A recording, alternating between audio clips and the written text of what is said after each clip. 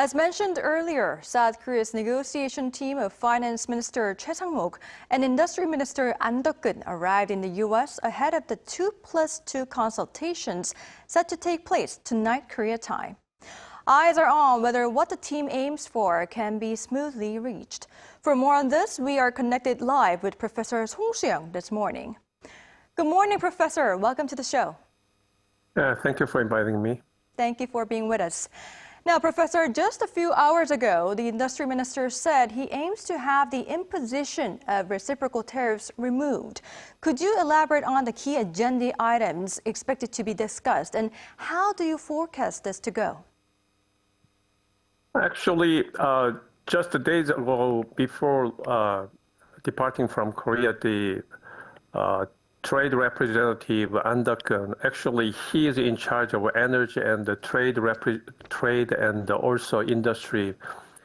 But now he put his position as a trade representative in talk with James Greer of U.S. Representative of Trade. So his idea about the negotiation is some reciprocal tariff, how to effectively remove these reciprocal tariff. But when I consider the reciprocal tariff based upon some non-tariff barrier imposed on the Korean economy, such as value-added taxes and other things, are already most likely to be resolved relatively easily.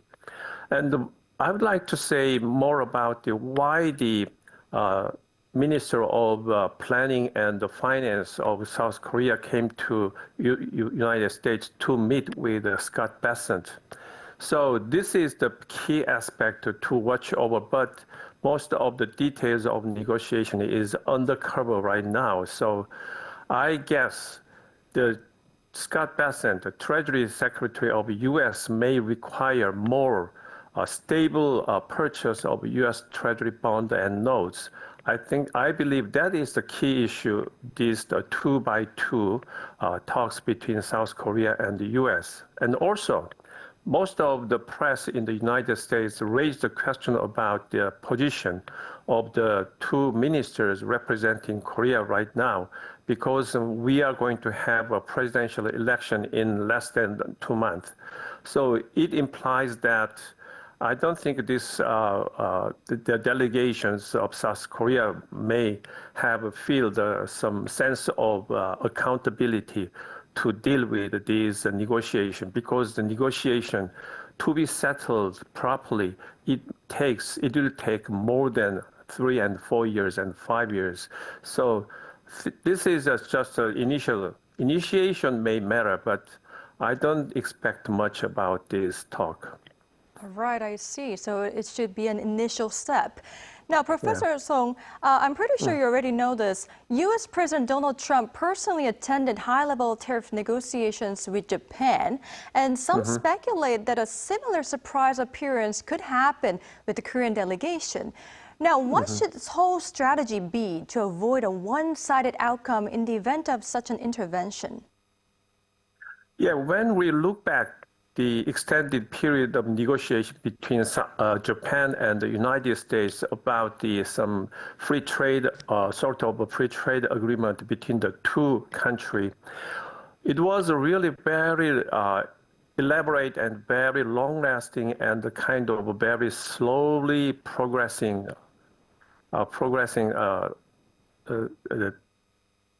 discussion and talk. So I think the best optimal strategy for not only for Japan and South Korea is just to participate in negotiation, but extending and then delay the final decision. So as I mentioned earlier, this is the initial stage, so we don't have to hurry or in haste. We should not reach any deterministic negotiation agenda. Of course, as the anchor mentioned, that possibly Trump has revealed his hidden intention to raise some expenses for the defense and some fees for the stationing the U.S. armed forces in South Korea. That is clearly understandable, but however, the current delegation should not make any appointment or any promise to raise, because our negotiation about the so-called defense cost of stationing cost of U.S. armed forces in Pyeongtaek Camp Humphrey already resolved, and then it settled in less than a year ago. So that means we don't need to revise it again. So just we focus now.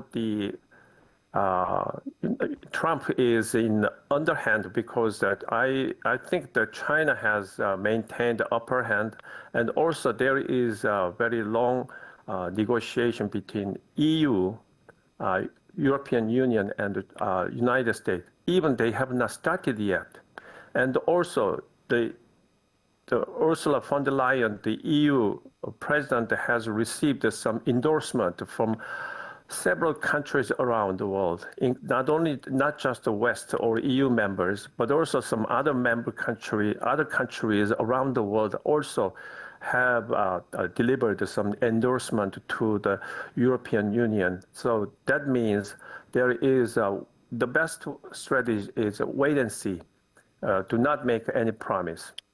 All right, so the focal point would be not to hurry. Now, Professor Song, yes. A little earlier, U.S. media reported that Trump is planning to spare car makers from some of his tariffs. Now, how does this retreat lift concerns from automakers a bit?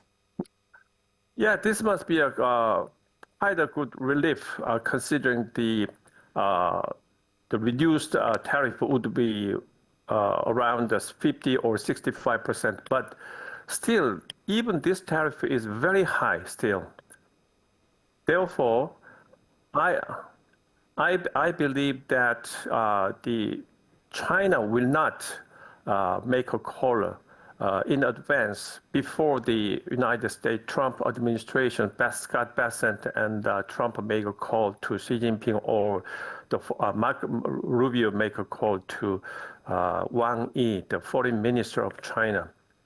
So this tells us the story how it will be played out, because already United States Trump has begin to feel some pressure from some U.S. small business manufacturing company, U.S. small businesses. Most of the U.S. small businesses, they rely on some imported goods from China. So this could be a really serious and substantive political pressure on Trump administration. So China is not at all in a hurry, and they already declared they will not push to or coerce to participate in this kind of negotiation based upon the mutual respect and the equality.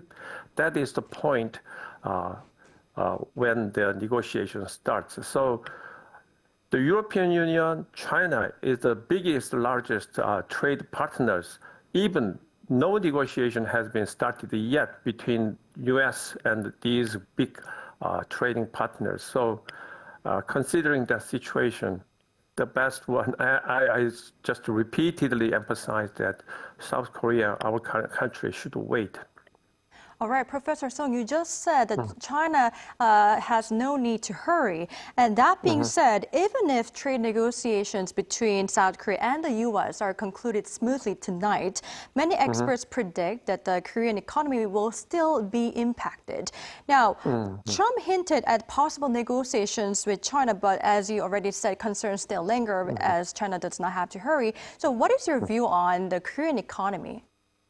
Yeah, because already according to IMF, may slash the Korean economic growth rate by 1%. So this is considering just 1 year ago, exactly April 2024, IMF has forecasted the Korean economic growth rate as much as 2.3%. So this is currently less than half, more than So this implies that this is current situation. Once the supply chain and international trade has been disrupted, it takes very long to recover it. So it implies this current situation is very similar to the outbreak of coronavirus in as early as 2020.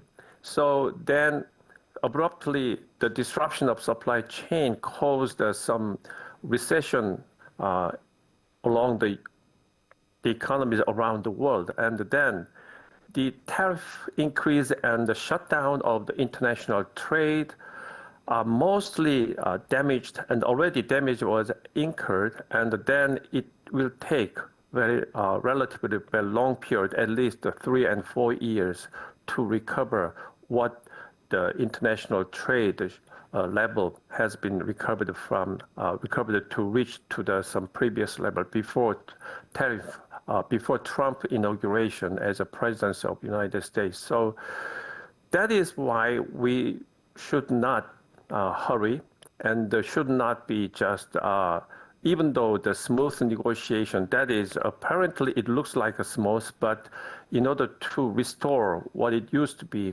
it takes very long and make adjustment. And also, we continue some diversification of the international trade, not only with China and other countries. And the best one is diversification, and that is the optimal posture to prepare for the upcoming difficulties in world economy. All right, Professor Song, that is all for now. Thank you so much for sharing your insight with us. We really appreciate it. Okay, thank you.